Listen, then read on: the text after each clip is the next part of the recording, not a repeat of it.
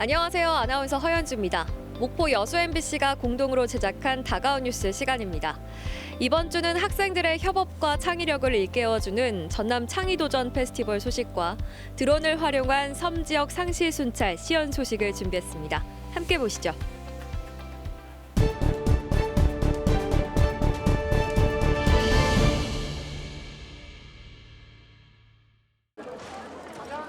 페트병을 밟자 로켓가 발사되듯 구조물이 하늘로 오르면서 구슬이 자유낙하를 시작합니다. 떨어진 구슬은 다른 구슬이 이동할 수 있는 힘을 전해주고 마치 블랙홀에 빠진 것처럼 원뿔형 종이 안으로 들어갑니다. 원심력과 중력의 힘을 이용해 구슬이 종이컵을 타고 다른 곳으로 이동합니다. 2022년 전남 창의도전 페스티벌에서 펼쳐진 우주정거장 제작 현장입니다.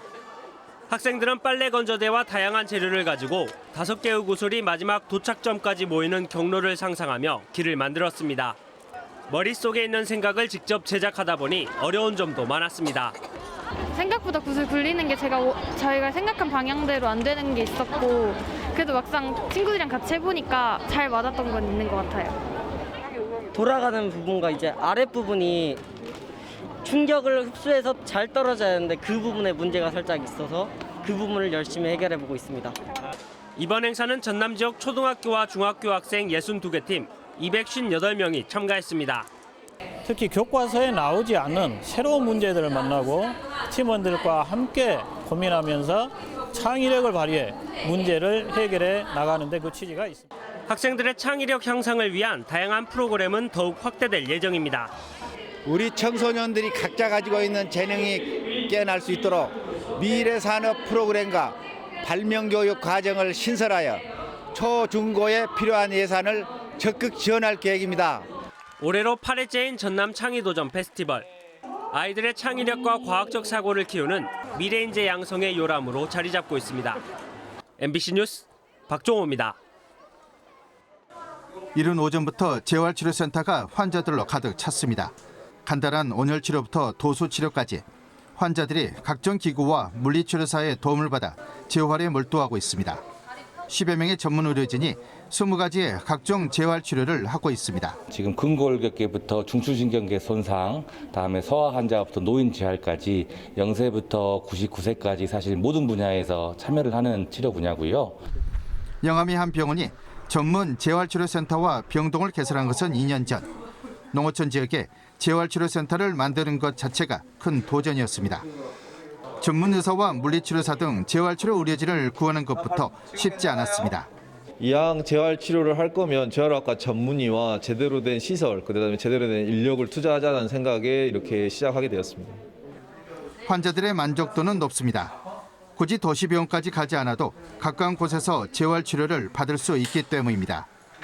지금 의료진도 좋고 시설 환경도 좋고 그래서 많이 나아졌습니다, 몸이. 재활치료가 필요한 환자는 특히 고령화가 심한 농어촌 지역에서 늘고 있습니다. 그러나 전남 지역 농어촌에서 전문 재활치료를 하는 민간병원은 찾기 힘든 실정입니다.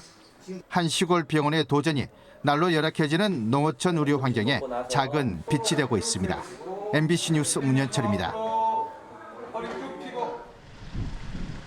광양의 한 농촌 마을입니다. 길 옆으로 조각난 나무가 무더기로 어른 키보다 높게 쌓여 있습니다. 나무를 자세히 살펴봤습니다. 네, 시멘트가 덕지덕지 붙어 있고 이 못도 박혀 있습니다. 건설 현장에서 쓰고 버린 폐목재들입니다. 일부 마을 주민은 폐목재를 집으로 가져가 화목 보일러 땔감으로 썼습니다. 한 40만 원에서 50만 원, 지금은 아마 한 달에 당을 따뜻하게 잘라면 굉장히 많이 떼야 돼. 근데 그런 식으로 떼갖고는 시골에서는 어떻게 방법이 없어. 폐목재를 태워 발생하는 매연과 냄새로 고통을 호소하는 주민도 있습니다. 화목 보일러를 쓰려면 깨끗한 나무를 구해 쓰라는 겁니다. 시멘트 붙어 있거나 그런 합판들을 좀 떼면 좀 이렇게 냄새가 좀 냄새 많이 나죠. 어떤 때는 아침에 일어나면 그냥 오바이트가 나오고 집사람도 막 죽으려고 그러는 겁니다. 누가 두고 갔을까? 최근 한 건설업체가 크레인까지 동원해 마을 곳곳에 폐목재를 옮겼습니다. 원래 폐기물 관리법에 따라 비용을 들여 처리해야 하지만 겨울철 땔감고 하는 사람들이 있으니 이해가 맞아 떨어진 겁니다. 요즘 폐목재는 중고거래 플랫폼에서도 쉽게 무료로 구할 수 있습니다. 안 되는 거예요 원래는. 근데 그런 거 뗀다고 누가 뭐 문제되는 사람 있으면 병원 침대 이런 거 이제 세탁하고 주는 업체에서도 이런 걸 갖다 떼거든요. 진짜 기름이 돈이 많이 들어가니까. 문제는 폐목재를 제대로 된 소각시설에서 태우지 않으면 심각한 대기 오염을 유발한다는 겁니다. 또 묻어있는 물질이 신체에 손상을 주기도 하는데 지난 3월 경북 청도에서 아궁이에 폐목재를 썼다가 접착제가 함께 타면서 발생한 유독가스로 일가족 2명이 숨지기도 했습니다. 고온에서 연소를 하고 그다음에 그 연소 시간도 지켜야 되는데 이게 일반 화목 보일러라면 불안전 연소에 의한 초미세먼지라든지 발암성 물질이라든지 폐목재를 무단으로 배출하거나 소각하면 관련법에 따라 처벌받을 수 있습니다. 최근 5년간 신고되지 않은 폐목재 배출량은 연평균 28만 톤에 이를 것으로 추산됩니다. MBC 뉴스 유민호입니다.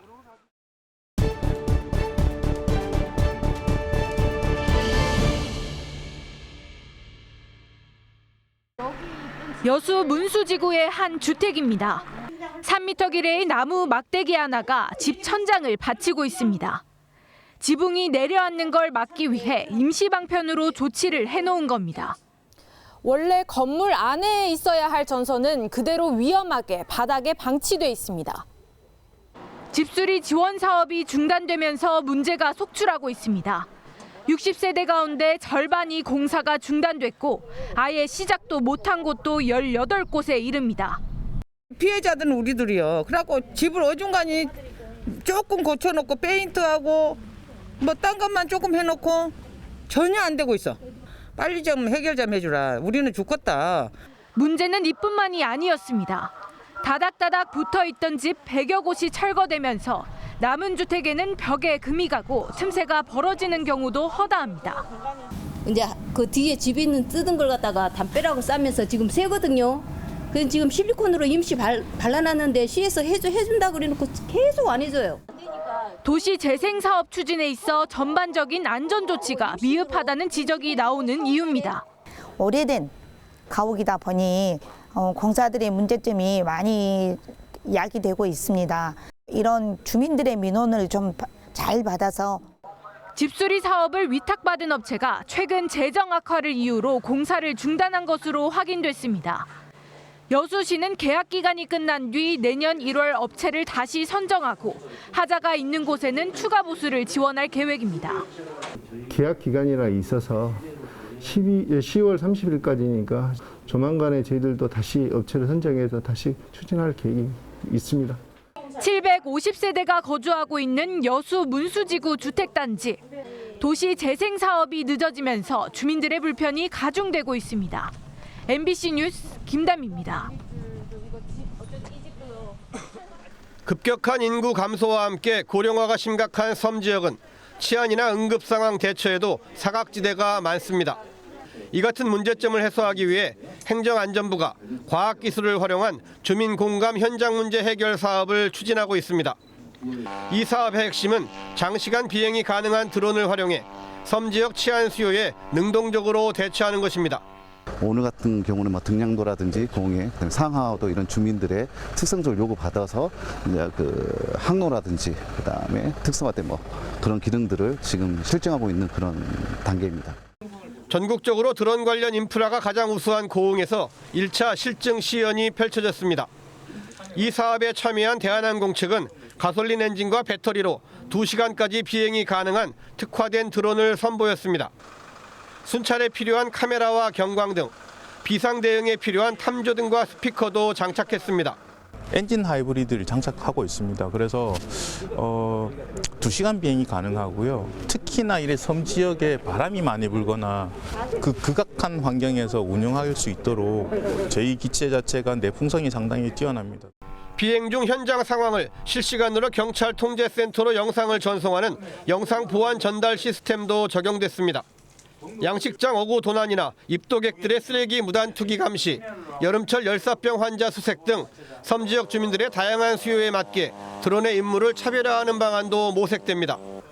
행정안전부는 내년 상반기까지 치안 드론 상용화를 위한 기술 개발과 실증 단계를 거쳐 신안군 등 섬이 많은 지역으로 적용 범위를 확대한다는 계획입니다. MBC 뉴스 최우식입니다. 해양 치유 거점으로 육성되고 있는 완도 명사심리 해수욕장에서 열리는 노르딕 워킹 강좌입니다. 완도군이 진행하는 해양 치유 실증 리빙랩 프로그램의 핵심 과정으로 지난 여름에만 5,000명이 참여했습니다. 근골격계 질환들, 특히 앓고 계신 분들이나 심혈관계 질환들, 이렇게 다양한 호흡기 계통에 이렇게 좀 여러 가지 어려움들이 있으신 분들에게 이렇게 소개해드리면 굉장히 반응이 좋고요. 완도군이 해양 치유를 지역 미래 산업으로 선포한 것은 지난 2018년입니다. 이후 5년이 지나면서 신지 명사심리 해변에는 다양한 해양 치유와 해양 산업 시설들이 들어서고 있습니다. 핵심 시설인 치유센터가 내년 5월 완공을 목표로 공정률 35%를 기록하고 있고 검증시설 등 연구시설도 들어서고 있습니다. 민선 8기 완도군의 가장 핵심적인 과제는 해양치유산업 육성입니다. 오는 2030년 완성을 목표로 해양치유산업 시설물들 구축 사업이 올해부터 본격적으로 추진되고 있습니다.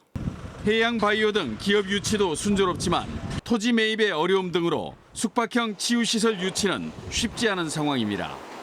두세 개의 업체에서 의향을 제시를 하고 있습니다. 이번 15일에도 호텔 부지 내에 본인들이 MOU를 체결해서 호텔을 건립하겠다. 완도군은 해양치유 핵심 시설인 치유센터가 완공되면 명사심리는 연간 방문객 100만 명과 1,900명의 고용을 창출하는 거점으로 성장할 것으로 기대하고 있습니다. MBC 뉴스 신광하입니다.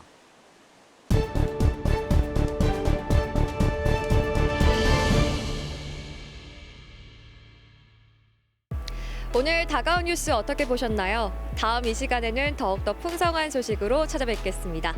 많은 관심 바랍니다. 고맙습니다.